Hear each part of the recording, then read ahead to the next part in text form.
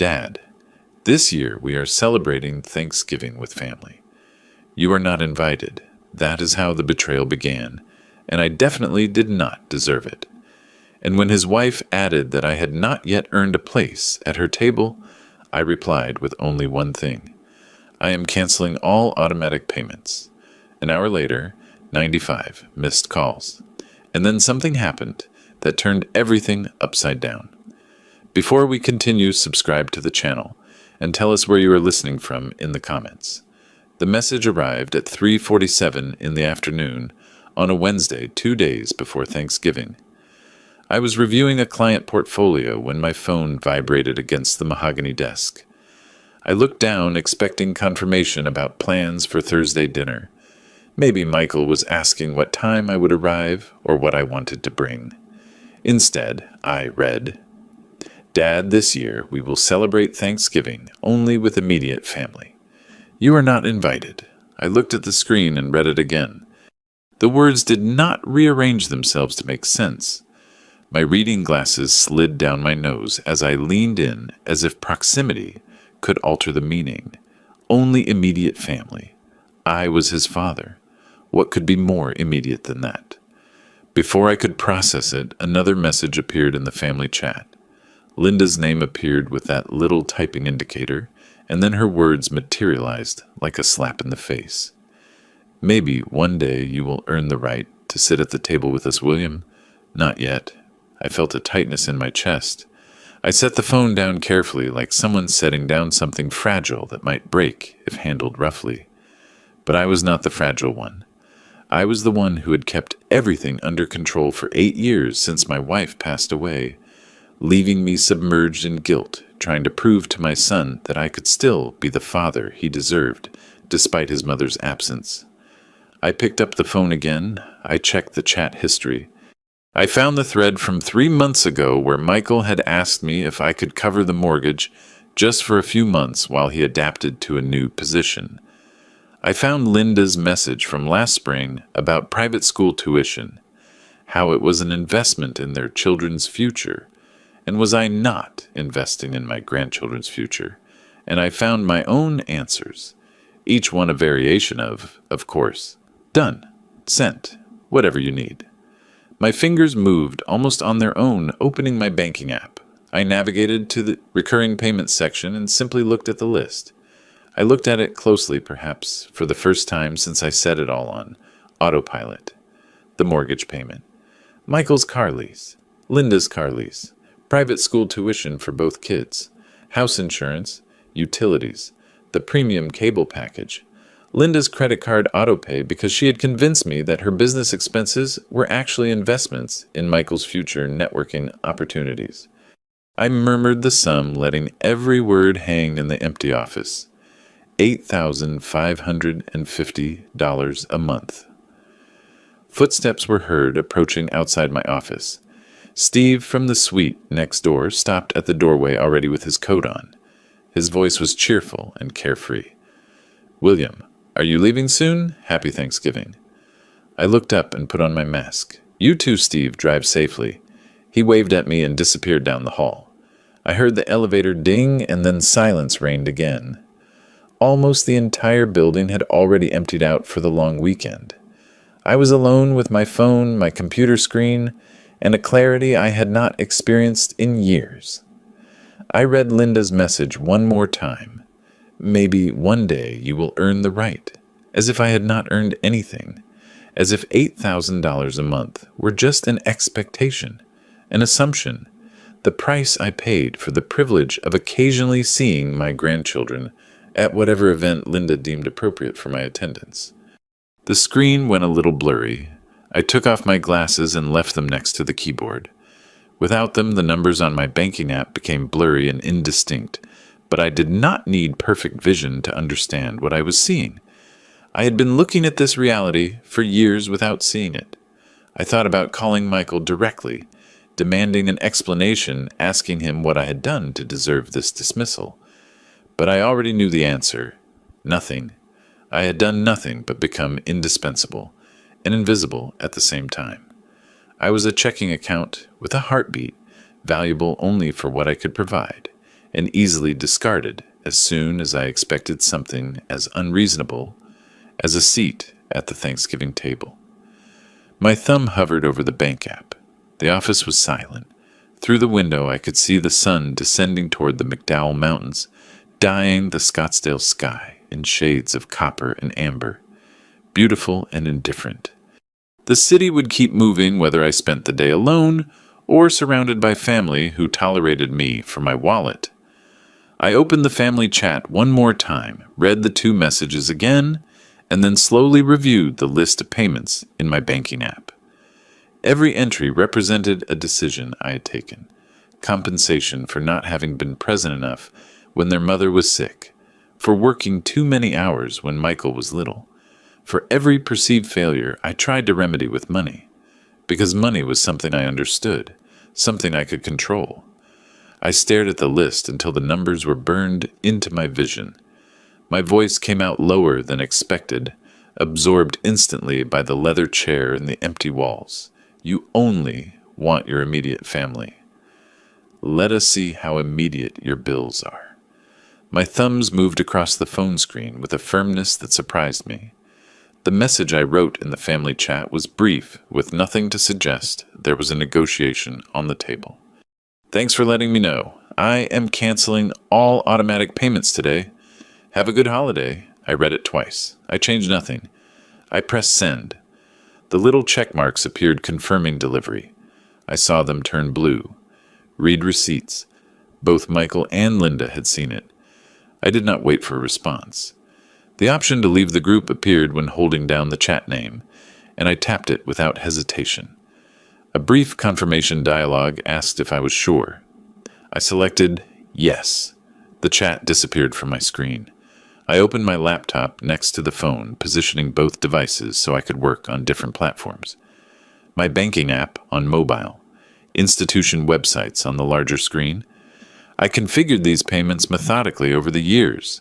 It seemed appropriate to dismantle them the same way. First the mortgage, $3,200 scheduled to withdraw on the first day of every month. I navigated to my main bank's webpage, logged in, and found the recurring payments section. The entry was there with its little elegant active status in green. The cursor hovered over Cancel Scheduled Payment for about 3 seconds. Then I clicked. A confirmation dialog appeared. Are you sure you wish to cancel this recurring payment? The recipient will not receive an automatic notification. I clicked Confirm. The status changed from green to gray. Cancelled, I murmured to the empty office. 3,200. Not anymore. Then came the car leases. Michael's first. A luxury sedan that according to him was necessary for client meetings, even though his sales position required him to work mainly from home. $489 a month. Cancelled. Then there is Linda's SUV, the one she justified saying she needed safe and reliable transport for the grandkids. $512. Cancelled. While I clicked on each one, I spoke softly, repeating Linda's words in the empty room. Maybe one day you will earn the right to drive these cars. Not yet. The private school tuition was next. $2,200 spread between 2 children. I withdrew them quarterly, but averaged them in my mental monthly calculation. That required logging into a separate education and payment portal. More clicks. More confirmation dialogues asking me if I was sure. I was sure. Home insurance, utilities, the premium cable package that cost more than mine. Every cancellation took between 2 and 4 minutes. Login credentials, security questions, navigation through menus designed to make cancellation difficult. I resolved them with the patience of someone with 40 years in financial consulting. Someone who understood that thorough work takes time. Sometime during the suspension of utilities, my phone began to vibrate. Michael's name appeared on the screen. His photo taken 3 Thanksgivings ago when he still smiled at me appeared next to the incoming call notification. I looked at it. I reached out without looking directly at the screen and turned the phone face down.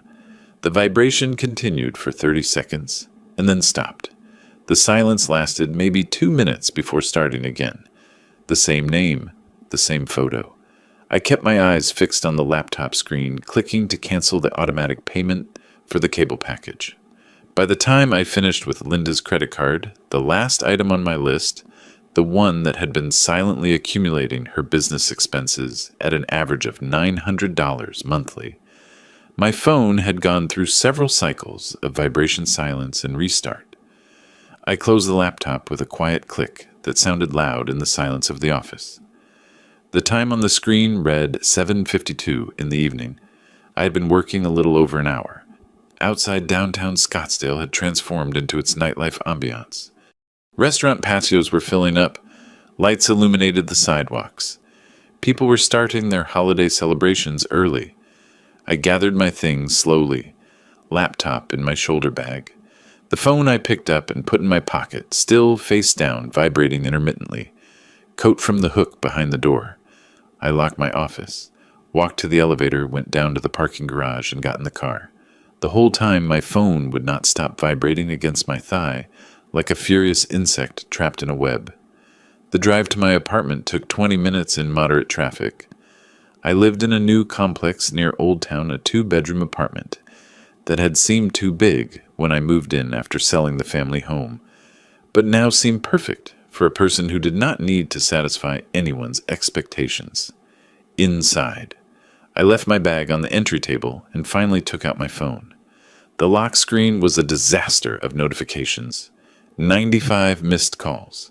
The messaging app showed 43 unread messages. I checked the call log. Michael, Linda, Linda, unknown number. Probably Barbara, alerted to the crisis and trying to mediate. Michael. I turned off the ringer completely and disabled vibration. I put the phone face up on my desk, where I could see the screen light up silently with every new attempt. In the kitchen, I took a bottle of bourbon out of the cabinet, a bottle I had been saving for a special occasion that never materialized. Crystal glasses from the set I never used because I had no one to use them with. 2 fingers of liquid amber reflected the light over the sink. I took the glass to my living room window and left the apartment lights off. The city stretched out before me in layers of illumination, street lights, building windows, the red and white traffic flows on Scottsdale Road. My phone screen glowed on the desk behind me. Another silent call. I did not turn around. The bourbon was smooth and expensive. I took a slow sip and let it warm me. My voice came out quiet in the darkness. 8 years. 8 years trying to compensate for her absence. They never appreciated a single day. The phone screen went dark. It remained dark for about 90 seconds, and then lit up again. Another call. Another attempt to contact the man who had just cut off their funding. I imagined Michael's panic, checking his bank notifications, seeing the canceled payments, and understanding what they meant. I imagined Linda's fury, her calculations about the bills coming due, her realization that her condescension had cost her more than anticipated. I took another sip and watched the city. Behind me, my phone kept blinking, silent and useless. Tomorrow was Thanksgiving. I would spend it however I wanted. Maybe I would cook something simple. Or maybe I would go out. I would look for a restaurant serving dinner and sit at a table with strangers who owed me nothing and expected nothing in return. The glass of bourbon was half empty now or half full, depending on the perspective. I suppose that was the difference. Finally, I was seeing things from another perspective, not through guilt, obligation, or desperate attempts to make up for the past. Just seeing what was actually there. The phone lit up again behind me. I did not turn around. The city lights were much more interesting. Thursday morning, I woke up in silence. No phone buzzing, no emergency call, no crisis demanding my immediate attention, just the faint November sunlight filtering through my bedroom blinds and the distant hum of Scottsdale traffic. Most of the city was preparing Thanksgiving dinners. I made coffee. My dining table became my workspace. Laptop open, notepad on the right, pen parallel to the edge of the pad. Habits from 40 years of client meetings. I opened the property documents folder on my computer and started reviewing files I had not looked at in years. First opened was the sales contract for the house in North Scottsdale. I scrolled to the ownership section and highlighted the relevant passage with the cursor. Sole owner, William Marcus. No cosigner or rental agreement listed. I bought it 6 years ago as an investment property, a place where Michael and Linda could get settled while I covered expenses. The word temporary had been used frequently in those early conversations. Somehow, temporary had become permanent. I took notes on my notepad with precise handwriting despite the slight tremor in my fingers I had developed over the last year. Property acquired January 2018. Total price $485,000. Mortgage paid in full in 2021. Title deed in my name alone.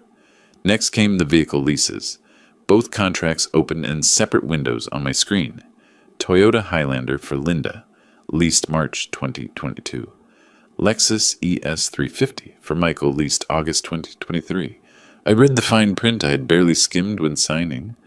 Primary lessee William T. Authorized driver Michael Clayton. The second vehicle did not even mention Linda. She drove it only with Michael's authorization. I murmured to the empty apartment. Sole owner, no cosigner, no rental agreement. It is cleaner than I remembered. My coffee had gone cold. I did not bother reheating it. Friday afternoon, I sat in the same chair. My laptop was open, and I set about researching in a different way. Real estate attorneys in Scottsdale. I read reviews, checked credentials, and compared lawyer listings. I have no personal contacts. I wanted someone who did not know my family, someone who would consider it pure business. The name Robert Chen appeared on 3 different recommendation lists. Real estate disputes, contract law, 15 years experience. His office was in Old Town, a stone's throw from the weekend art galleries Judith used to take me to before she got sick. I filled out his online consultation form and selected the first available appointment, Monday, December 2nd, at 10:00 a.m. Click Send. The confirmation email arrived 30 seconds later. Saturday morning, I was reading in my bedroom when my phone chimed with the doorbell camera alert. I opened the app and saw Michael and Linda materialize on my screen, standing in the hallway in front of my door. Michael raised his hand to knock, a hesitant gesture, almost apologetic. Linda was behind him, arms crossed, moving her mouth as if giving instructions. I turned up the volume. Michael's knuckles touched the door. 3 soft knocks, not wanting to bother the neighbors. Linda's voice came through faint but clear. Louder, he is probably ignoring us. Michael tried again, a little louder. I watched from my armchair with the phone screen resting on my knee as my son performed the pantomime of reconciliation. Linda stepped forward, her face twisted in frustration. William, open this door. You cannot abandon your family just like that. Her fist pounded the door hard. Michael hunched his shoulders.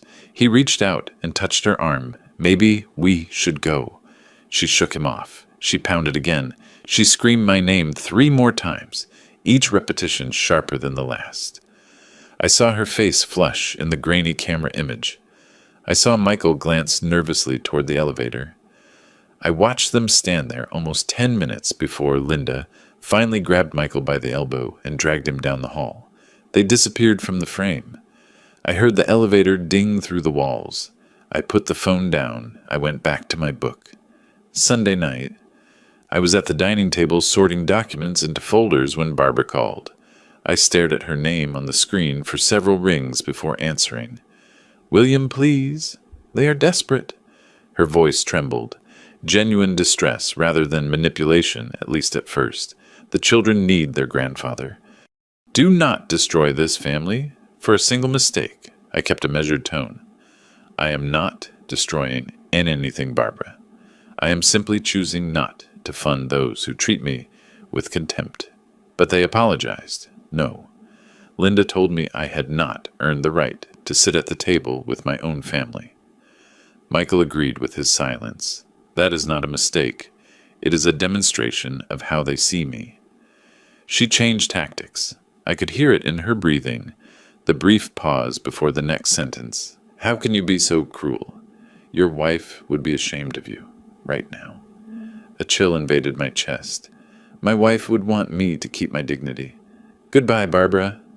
I ended the call. I put the phone face up on the table and watched it light up twice more with her attempts to call back. I did not answer.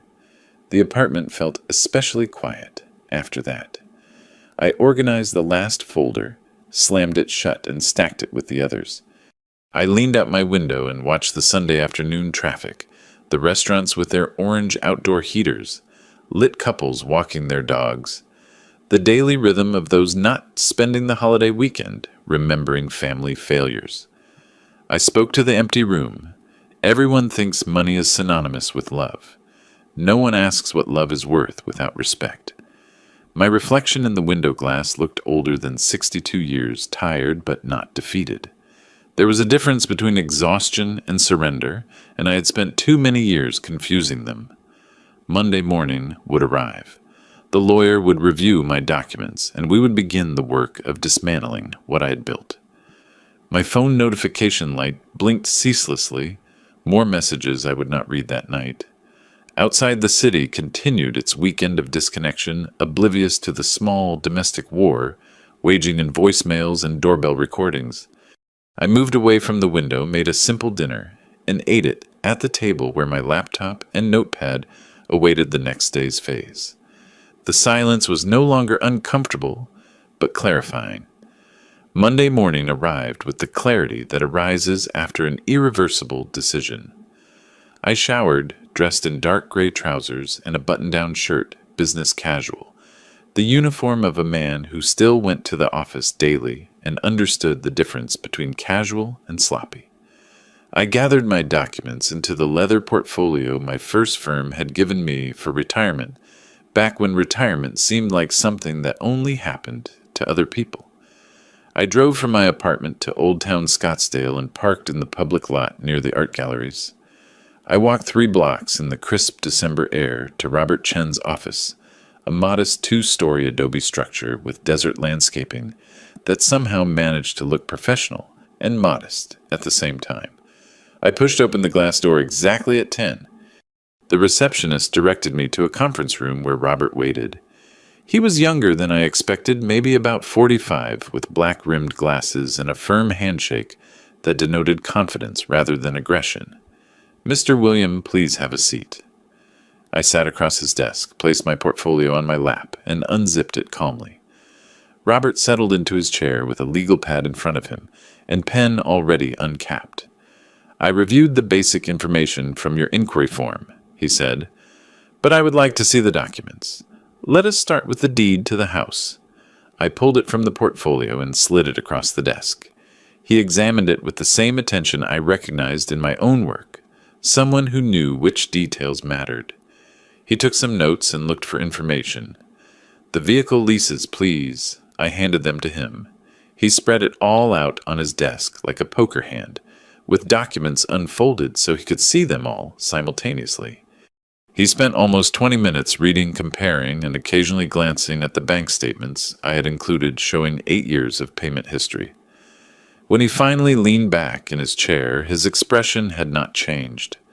Professional neutrality, the kind that makes good lawyers valuable. "Mr. William, legally speaking, your position could not be stronger. They have no written lease agreement, no proof of payment, no claim to the property. Arizona law is very clear on this." I spoke calmly. "How long will the eviction process take? 30 to 60 days if they cooperate. If they fight it, maybe 90. But they will not win. They will only delay. And the vehicles, you can rescind those lease agreements tomorrow if you want. They are in your name. The leasing company will take them back." He explained his strategy with the same methodical precision I used reviewing my own documents. First, we would send a formal eviction notice. With 30 days to vacate, we would document everything they did in response. Every call, every message, every appearance at my door. If they claimed I had verbally agreed to let them stay indefinitely, we would have a paper trail proving otherwise. "When can you send the notice?" I asked. "I can have it drafted by Wednesday with courier delivery to their home Thursday at the latest." He quoted me a retainer of $5,000. I did not hesitate. I took my checkbook from the inside pocket of the portfolio and wrote the check with practiced movements. 40 years of signing checks had made the motion automatic. I tore it out and slid it across the desk. Robert examined it briefly, then reached out again. "I will be in touch Wednesday with the draft for you to review." I shook his hand, gathered my documents, and left his office with the feeling of having completed any other professional transaction, which was precisely what it was. Back at my apartment that night, I returned to my usual routine. Dinner news the stack of client files I had brought home to review. Around 9, I opened my laptop to check mail and saw Michael's name in my inbox. Subject: Dad, please. I opened it and read 3 paragraphs of apologies with excuses. Linda had pushed too hard. He should have stopped her. She never meant to hurt me. Could we sit down and talk, please? He knew he had made a mistake. I read it twice. I considered the careful wording the way he presented himself as a victim of Linda's influence, rather than a willing participant in my exclusion. The request for conversation that carefully avoided any real acknowledgement of years of receiving without gratitude. I murmured at my screen 8 years too late for that conversation. I moved the cursor to the archive button and clicked once. The email disappeared from my inbox. Wednesday passed quietly. Thursday afternoon, I was in my office reviewing my portfolio allocation when my desk phone rang, sounding like a thunderclap. "Mr. William, there is a man in the lobby claiming to be your son and requesting to see you. He is becoming disruptive." I looked at my computer monitor and switched the interface to the building security camera, a feature available to senior staff precisely for these situations. I selected the lobby camera. Michael appeared on the screen, pacing near the elevator. His gestures were jerky and agitated. The security guard stood between him and the elevators, professional but firm. "Should we call the police?" the guard asked over the phone. I saw Michael raise his hands. I saw his mouth move as if he were shouting. I saw him point at the elevators, at the guard, and back at the elevators. The desperation was visible even through the grainy camera image. "No," I said, "just escort him out. Do not let him back in." I stayed on the security feed after hanging up. I saw 2 guards approach Michael. I saw him argue, shoulders hunched, just like at my apartment door. I saw him finally turn toward the exit surrounded by security, his whole body radiating defeated fury. The lobby returned to its usual rhythm. People entering, leaving, crossing toward elevators, undramatic.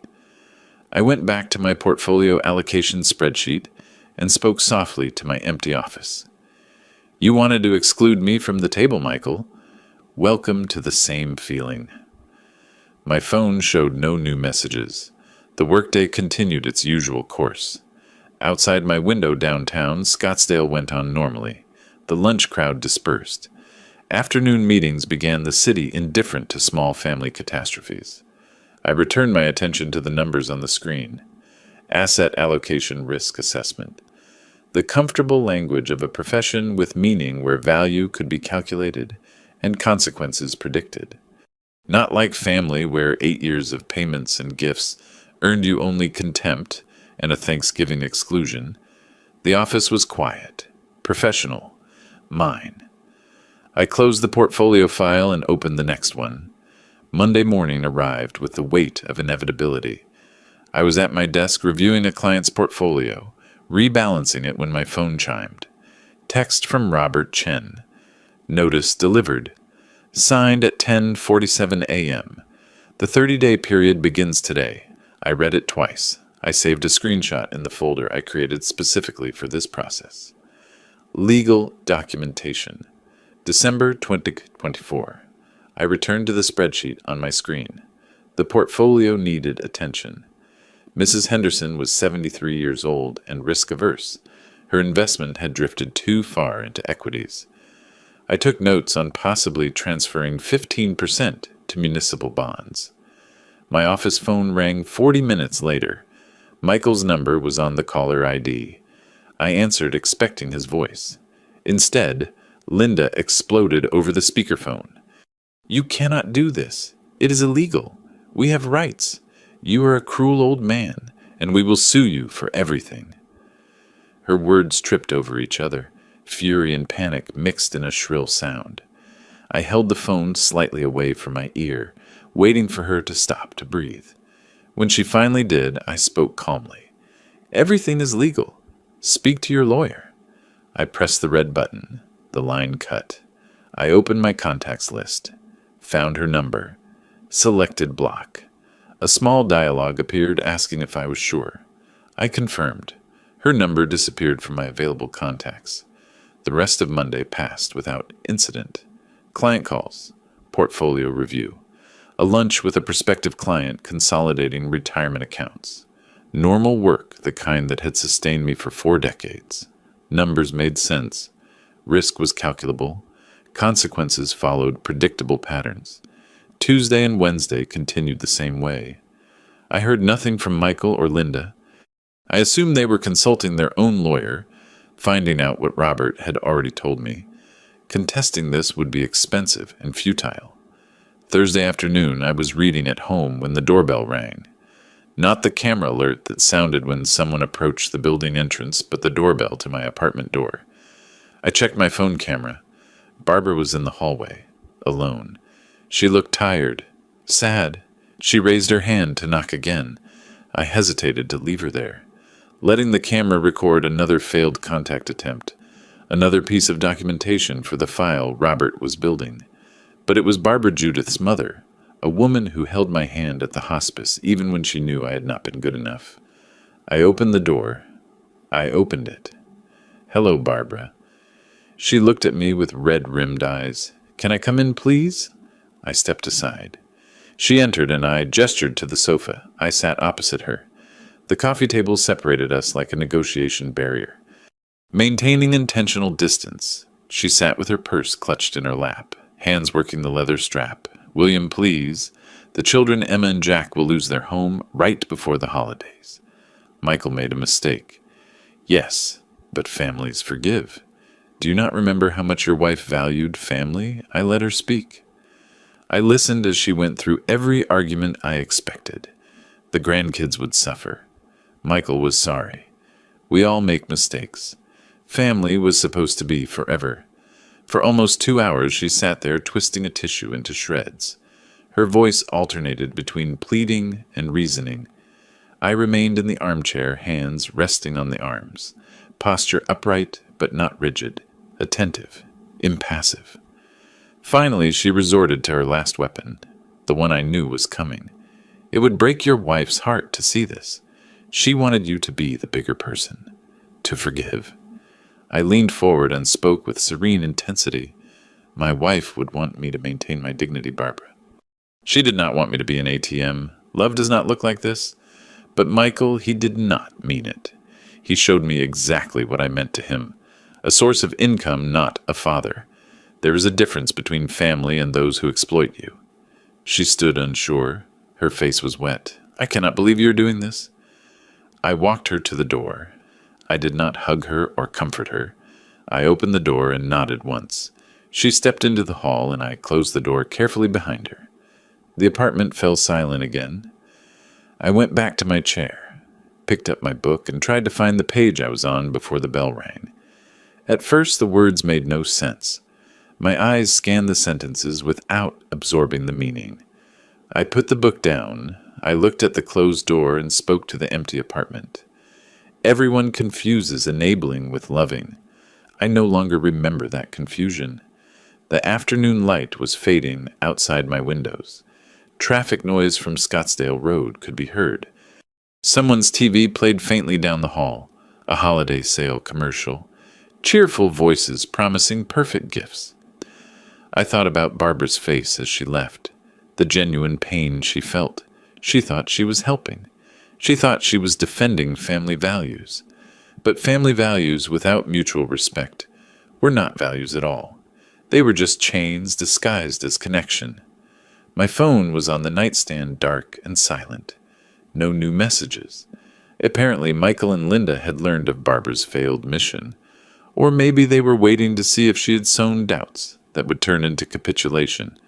They would wait a long time. I picked up my book again, found my place. This time the words made sense. The story continued moving forward. Characters made choices and faced consequences. The narrative arc tilted toward resolution. Outside, the December afternoon turned to night. City lights came on one by one, outlining the familiar geography of my adopted home. Scottsdale in winter. Cool, clear, beautiful in its desert way. I chose to live here after Judith died. Sold the family home in Tempe where we raised Michael, where every room held memories of her illness and my inability to be present enough, attentive enough. The husband she deserved. I started fresh in this apartment of clean lines and no history. Maybe that was what I was doing too. Starting fresh. Choosing a life without the weight of expectations I could never fulfill, no matter how many checks I signed. The book's protagonist made a difficult choice on the page before me, walking away from something comfortable but toxic. I understood that character better now than this morning. Wednesday, December 18th at night, I was finishing a late meeting when my phone started vibrating nonstop. I ignored it. The client needed my attention more than incoming messages. But after the third notification in a few minutes, I looked down. 3 texts, all from colleagues. Variations on the same theme. Did you see what they are saying about you online? The meeting ended at 6. I thanked Mr. Patterson, walked him to the elevator, returned to my office, and finally checked my phone. 4 more messages had arrived. 2 from Scottsdale Chamber of Commerce acquaintances. 1 from Steve the neighbor. 1 from a former client, all asking the same question. I opened Facebook, which I had last checked in September. I navigated to Linda's profile. It was public, so it was easy to find the post. Posted at 3 in the afternoon. My father-in-law is evicting us. His own son, daughter-in-law, and 2 small grandchildren. With 30 days' notice right before Christmas. We have nowhere to go. I never thought family could be so cruel. Please pray for us. 47 comments. 23 shares. I scanned the responses. Variations on outrage and sympathy. Oh my God, how terrible. What kind of person does this, poor babies? I closed the app. I sat in my office chair staring at the dark phone screen. This was the strategy shift Robert had warned me about. When legal options fail, people turn to public opinion, the court of social media instead of the court of law. I opened my photo gallery, found the screenshots I saved in November, the family chat messages, Michael's exclusion, Linda's condescending words about my right to sit at their table. I wrote individual text messages to 2 colleagues I had known for 20 years. I attached the screenshots. My message was brief. This is what motivated my decision. I will not engage publicly, but you have known me for 20 years. You can judge for yourself who is being unreasonable. Sent to both. I closed my phone, gathered my things, and went home. I did not reply to the other messages. I posted nothing. I did not dignify Linda's performance with a rebuttal. Those who knew me would form their own judgments. Those who did not know me could believe whatever narrative was most emotionally satisfying to them.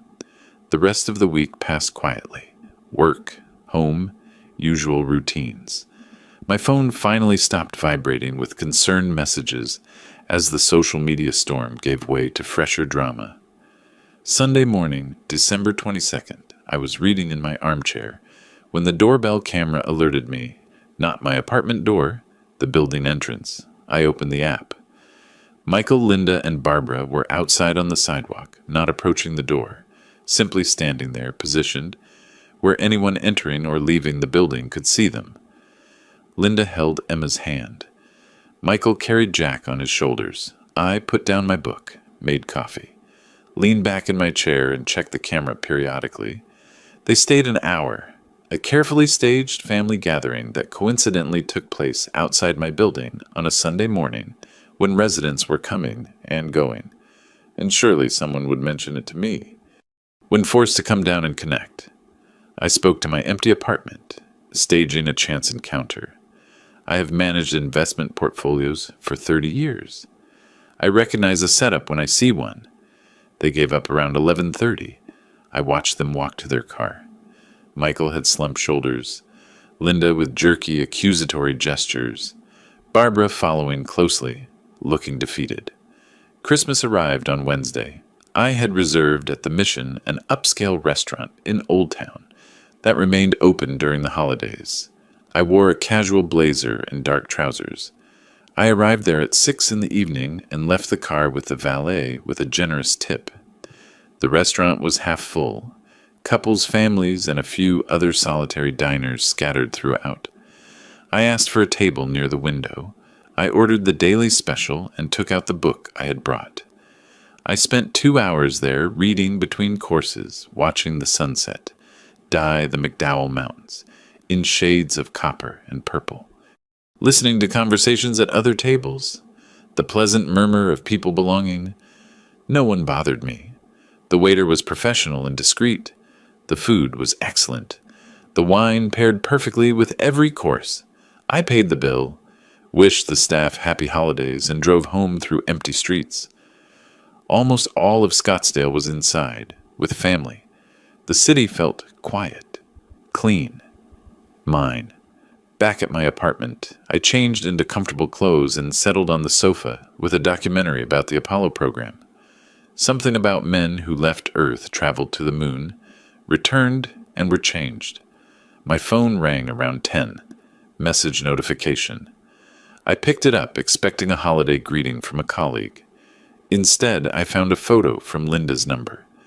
Emma and Jack were sitting on a sofa, both looking sad. Artificial sadness, the kind children perform when adults ask them to look sad for a photo, but sad nonetheless. The caption, "Asking why Grandpa does not love them anymore." I felt a tightness in my chest. It was the first real pain I felt since Thanksgiving. Not for Michael or Linda. For those two children being used as weapons in an adult war they could not understand. My thumb hovered over the keyboard. I could write something. I could try to explain. I could tell them it was not about them. It was not about love. It was about boundaries, respect, and consequences for cruelty. But explaining it to Emma and Jack meant interacting with Linda. It meant opening a door I had deliberately closed. It meant giving her what she wanted. It was proof she could still reach me, that she could still manipulate me with guilt and her grandchildren. I stared at the photo for a long time. Then I deliberately locked the phone screen, turned it face down on the coffee table, spoke quietly to the empty room. "I'm sorry, Emma. I'm sorry, Jack. But this is not about you." The documentary continued on my TV. Engineers solving impossible problems. Astronauts learning to walk on a surface where no human had walked before. Men making difficult decisions in unprecedented situations. The phone remained face down. Silence. Outside. Christmas night loomed over Scottsdale. Families opening gifts. Eating leftovers and arguing about whose turn it was to load the dishwasher. Normal domestic rhythms in normal domestic spaces. I had chosen something different. I had chosen boundaries over belonging, dignity over dysfunction, but choosing did not make it painless. The documentary ended. I turned off the TV, sat in the dark apartment watching city lights through the window. The same view I had seen the night I canceled all payments. The same moment of recognizing what I had become. Convenient, disposable, valued only for what I offered. The phone remained face down. The photo went unanswered. Tomorrow would be December 26th. 15 days left until the eviction deadline. 2 weeks for Michael and Linda to find another place to live. Pack their belongings. Adapt their children to a new reality. Part of me wondered if they were really looking for housing, or if they still counted on breaking my resolve, still believing that given time the right manipulation would work, the right emotional leverage would make me cave. They did not understand what they had done that Wednesday before Thanksgiving. They did not grasp that the cruelty had not been the rejection itself, but its casualness. The assumption that I was so beneath them, they did not even need to be diplomatic about excluding me. That kind of contempt could not be fixed with apologies, photos of my grandkids, or social media campaigns. I picked up the phone one more time, looked at the photo again. Emma was 8, Jack 6, old enough to remember their grandfather, young enough to get used to his absence. Children were resilient. Adults pretended not to be, used them as shields and weapons. But children adapted. I locked the screen again, left the phone on the coffee table, went to bed. The morning after Christmas, I sat at the dining table with coffee cooling next to my laptop. The photo of Emma and Jack was still on my phone, but I had not looked at it again. Manipulation was manipulation no matter how many 8-year-olds recruited. I opened the folder where I kept the vehicle leases, found both contracts, Toyota Highlander and Lexus ES. Read the termination clauses I highlighted in December. The primary lessee could cancel with 7 days written notice. Vehicles must be returned or subject to repossession and penalties. I drafted 2 emails, one to Toyota Financial Services and another to Lexus Financial Services, both almost identical. Formal lease termination, effective immediately, per section 12.4 of the contract. ID attached. Account verification attached. Click send on the first. Click send on the second. Confirmations arrived within 30 seconds. Forwarded both to Robert with a brief note. Phase 2 initiated. Vehicles will be retrieved January 3rd as stipulated in contract. The rest of the week passed in that strange dead zone between Christmas and New Year's. Office was practically empty. I reviewed portfolios, rebalanced allocations, prepared for the January rush when clients wanted to discuss tax strategies. Friday, January 3rd morning. I was at my desk when my phone vibrated. Motion detected at North Scottsdale property. I installed security cameras in November when I realized I might need documentation. The owner has the right to monitor his investment. I opened the app, watched the live feed as a tow truck backed into the driveway. Front door flew open. Linda appeared in a bathrobe, mouth already moving, hands gesturing frantically. I turned up the volume. I cannot. It is my car. I need it. You cannot take it. The driver stepped down from the cab, burly guy in coveralls, clipboard in hand. Walked toward her with the patience of someone who has done this many times. Ma'am, I have authorization from the lessee to retrieve this vehicle. The lease is terminated. You need to remove all personal belongings now. She positioned herself in front of the Toyota, actually put herself between the truck and the vehicle, as if that could stop something. I have children. How am I going to take them to school? The driver showed her papers, pointed to specific lines. Even from the camera, I could see her face go through a series of emotions. Disbelief, rage, despair. She pulled her phone from her robe pocket, started dialing. Probably Michael, probably me. Did not matter. The driver gave her 5 minutes to clear her stuff from the car. Watched her throw doors open and pull out random objects, a sweater, some toys, a reusable grocery bag. Then he winched the Highlander onto the flatbed and drove away. Linda stood in the driveway with her belongings, watching the truck disappear down the street. Saturday, Michael's Lexus followed the same path. I watched that too. Different driver, same professional patience. Michael tried standing in front of the car, arms spread, talking fast. Driver made a call, probably to the leasing company, maybe police. Michael slumped, stepped aside. The Lexus vanished on another flatbed. My phone started receiving texts from numbers I did not recognize. Linda must be borrowing phones now that hers was blocked. I read them without replying. Variations on despair and fury. Then I added each new number to my block list. The week between vehicle recovery and eviction deadline felt longer than it probably was.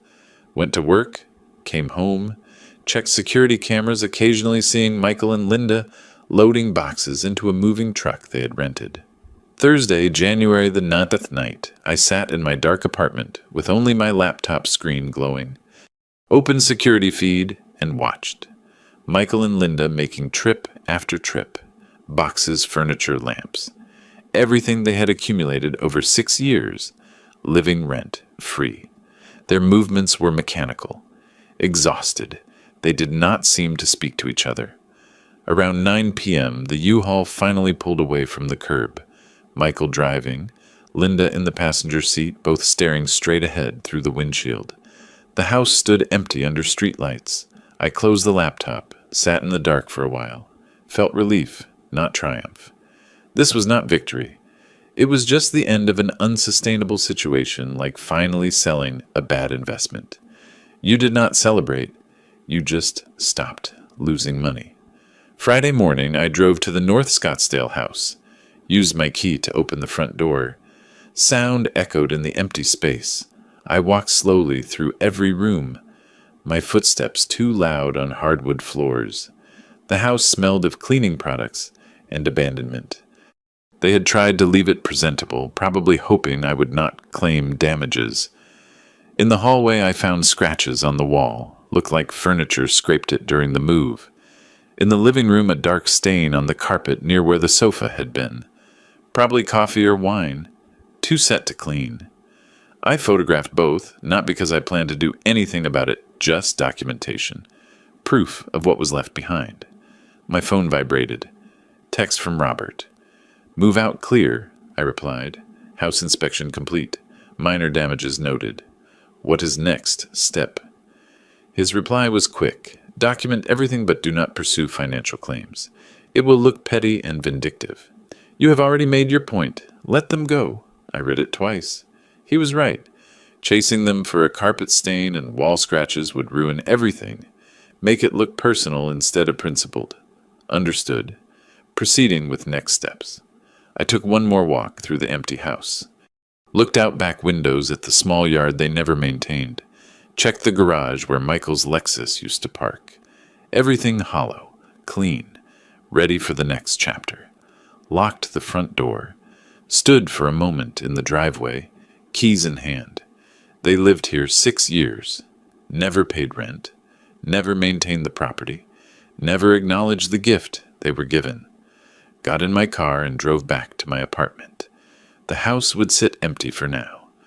Robert had advised waiting a few weeks before listing it, let the dust settle. But eventually I would sell it, close that chapter completely. Ensure Michael and Linda understood there was no going back. January sun was bright and cold. Traffic flowed smoothly on the way home, past people walking dogs, jogging, living their normal Friday lives. Mine was normal now too, or would be once I finished what I started. Parked in my building garage, took the elevator up, opened my apartment door and walked into the quiet space that was mine and no one else's. No one expecting money. No one sending manipulative texts. No one weaponizing children. Just silence. Clean and simple. Made lunch. Answered some work emails. Spent the afternoon organizing tax documents for my accountant. A normal life. The kind I had been funding for others while neglecting my own. Not anymore. A week after move-out, I was at my desk reviewing my monthly budget when something caught my eye. The automatic withdrawal section was almost empty. Mortgage payment canceled. Car leases gone. Insurance premiums vanished. Tuition deleted. Opened a spreadsheet. Ran the numbers.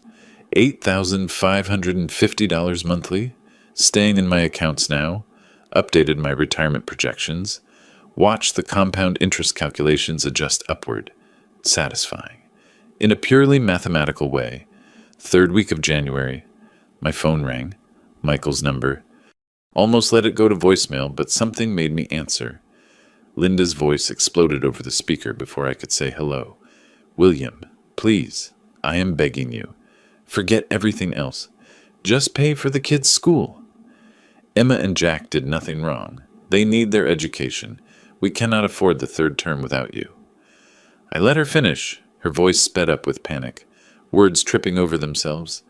When she finally paused for breath, I spoke calmly. "You told me I did not deserve a seat at your table. Why should I pay for their education?" I pressed the red button. The silence that followed felt appropriate. That night, my credit monitoring app sent an alert. Michael's name appeared in the notification.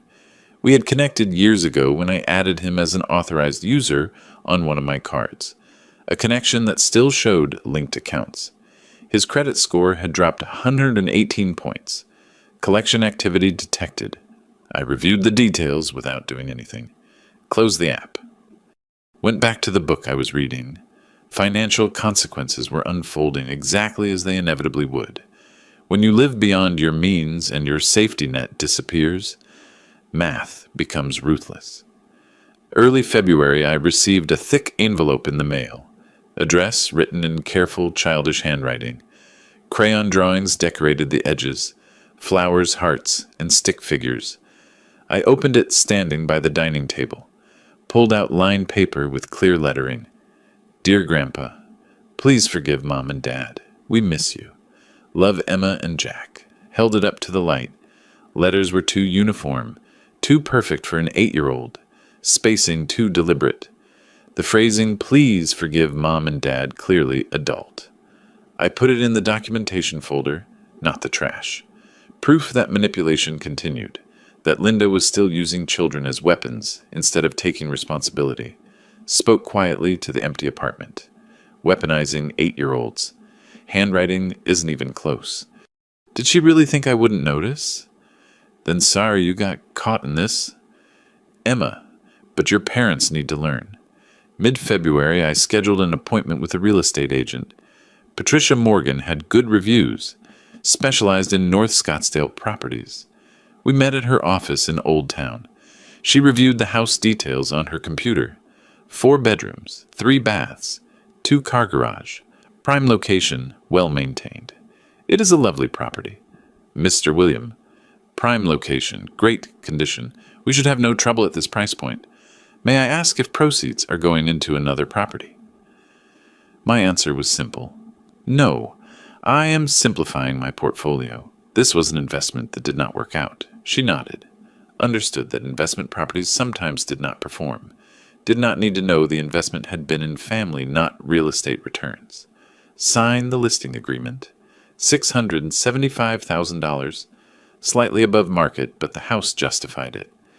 Patricia said she would have the sign up in a few days. Photos on MLS by the weekend. Before going home, I called Robert. Are you sure about selling? He asked. Once sold, there is no going back. I am sure. They need to understand this door is closed forever.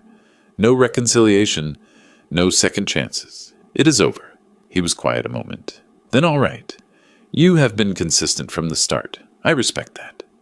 After the call, I drove past the North Scottsdale house one last time. Slowed down as I approached. For sale sign not up yet, but would be soon. Patricia had promised Monday. House looked empty, abandoned. Even from the street, you could tell life no longer lived there. Grass needed cutting. Blinds open to empty rooms. Driveway where 2 vehicles used to park was bare concrete. I did not stop, just slowed down, noted details, kept driving. That night, I sat in my apartment windows open to the February chill. City sounds drifted up, traffic, distant conversations, music playing, normal urban life. My phone lay on the coffee table, dark and silent, no desperate calls, no manipulative texts, no photos of sad grandkids. Linda had either run out of strategies or finally accepted nothing was going to work. The math of their situation was brutal and simple. Michael made $75,000 a year. After taxes, about $4,700 monthly. Their rent in Mesa was $1,600. Add utilities, food, gas for Michael's commute, basic insurance, phones. $3,500 in fixed costs, minimum. Left $200 monthly for everything else. No private school, no luxury cars, no lifestyle they had grown accustomed to. And now collection agencies were calling about her credit card debt. $8,500 they could not pay. Credit scores plummeting. Future loans would cost more. Future rentals would require higher deposits. The cascade of consequences had its own momentum now. I was not forcing anything. Just watching gravity act on a structure I had stopped propping up. Thought about Emma and Jack. Hoped they were resilient. Hoped Mesa public schools treated them well. Hope they eventually understood their parents' choices created this, not their grandfather's boundaries. But that was years away. For now, they were confused kids wondering why everything changed. That part did not feel good, never would. Children were casualties of adult dysfunction, always had been. I had tried to prevent it by funding their lifestyle, but all I had done was delay the inevitable and enable their parents' irresponsibility. Sometimes the kindest thing was to stop being kind in ways that fostered dependency. Outside the city continued its nightly rhythm, restaurants filling, couples walking to dinner, everyday movements of people living within their means, maintaining dignity, not exploiting relatives. I closed the windows. Apartment fell silent again. Retirement account healthier than in years. Stress level down. Self-respect restored. Low prices. The estrangement of a son who had shown his true character. Distance from grandchildren used as pawns. Judgment from those who did not know the whole story. But I had paid higher prices before. Paid them monthly for 8 years. Paid them in dignity, in self-respect, in the slow erosion of knowing I was being used. This price, loneliness, judgment, irrevocability at least, was honest. Made dinner. Watched news. Prepped for tomorrow's client meetings. House would sell. Last thread would be cut. And I would continue the life I had reclaimed. Quieter, smaller. But mine. Late February, I was reviewing quarterly client portfolios when my phone vibrated. Building security. Mr. William, your son, is in the lobby again demanding to see you. Should we call police this time? I switched my monitor to security feed. Michael pacing near elevators, gesturing at guard. Face red, shirt wrinkled, looked like a man barely holding it together. No. Just escort him out. Document the incident. Watched him argue a minute more before security guided him toward door. Shoulders slumped, defeated, felt pity, but it was distant, clinical, like watching a stranger deal with a problem they created. That afternoon, an email arrived. Subject: You are destroying us. Opened it. Read Michael's accusations, my vindictiveness, how grandkids were suffering, how he was telling everyone the truth about what kind of father you are. Archived it without reply. Let him tell whoever he wanted. Those who knew me would form their own judgments. March 1st, I drove to the coffee shop where Barbara had asked to meet. She was already there, hands clutching a cup, eyes red from recent crying. Please, William, for my daughter's sake, there has to be a way to fix this. I sat down, took out my phone, opened the folder of screenshots kept since November, slid device across table. She read Thanksgiving messages, Michael's exclusion, Linda's words about earning the right to sit at their table. Watched her face transform pleading to shock. 8 years, I said quietly. Over $100,000 a year, and I did not even deserve an invite to Thanksgiving. Scrolled to more proof. Bank statements showing payments. Lease agreements in my name. House deed. Every document presented with precision of financial presentation. Barbara started crying, hand over mouth. I did not know. Michael told me you cut them off for no reason, that Linda was trying to help manage your finances, and you got angry. This she pointed at phone is completely different. They excluded you from Thanksgiving, then told me I had to earn the right while I paid for everything. She wiped tears. My daughter would be so ashamed of how Michael turned out. She always worried he depended too much on you, that you were too generous. She was right. Reached out, touched her wrist gently. I do not blame you, Barbara. You did not know. But I will not be manipulated any more, not even by people I love. Your daughter understood dignity. She wanted me to keep mine. She nodded, squeezed my hand. Alliance shifted in that moment. Not against Michael, but toward truth. Mid-March, my phone rang. Patricia Morgan. Mr. William, excellent news. We have an accepted offer, $670. Or cash buyer, 30-day close. Thanked her. Ended call. Sat in office chair, letting it sink in that last physical link was broken. When sale closed, I netted $460,000 after clearing mortgage and fees, met with financial advisor, moved it into municipal bonds and dividend stocks. Conservative, stable, funding my retirement, not someone else's lifestyle. April Michaels served with court summons. Credit card company suing for $11,200. Original debt plus interest and fees. Court ordered wage garnishment, 25% of his paycheck. Did not hear from Michael, but from credit monitoring app, still showing linked accounts from years ago. Saw alert without emotion. Cascade of consequences now had its own momentum. Early May, Detective Rodriguez from Scottsdale PD called, Mr. William, need to ask some questions regarding complaint filed by Linda Willis, alleging financial exploitation. Kept calm. Will have my attorney contact you with all relevant documentation. This is a false claim. Send everything to Robert. 2 days later, Rodriguez called back. Mr. William, we reviewed everything. No investigation needed. Sorry for disturbance. False police report destroyed whatever shred of sympathy remained for Michael and Linda. Filing official reports with demonstrable lies was not just desperate, it was destructive. People who had been neutral now understood who was really in the wrong. Robert called after. Filing false police report was serious error on their part. She has put her dishonesty on record. If they try anything else, we can file harassment charges. Let it go, I said. They are destroying themselves without my help. July arrived hot and clear. House sold. Vehicles gone. Automatic payments a thing of the past. Michael and Linda's relationship reportedly crumbling under financial and emotional pressure. Did not follow details anymore. Unnecessary. Mission complete. Was not revenge, just consequences and boundaries respected. One evening sat on my terrace watching sunset over McDowell Mountains. Phone showed investment balance. Healthy. Growing. Secure. Calendar showed client meetings and dinner reservation at restaurant I wanted to try. Normal life, mine, no one else's. Satisfaction was not triumph, was not joy, just peace knowing I had reclaimed something given away too freely. My dignity, my autonomy, my right to be treated with basic respect. Justice, I learned, was not about punishment.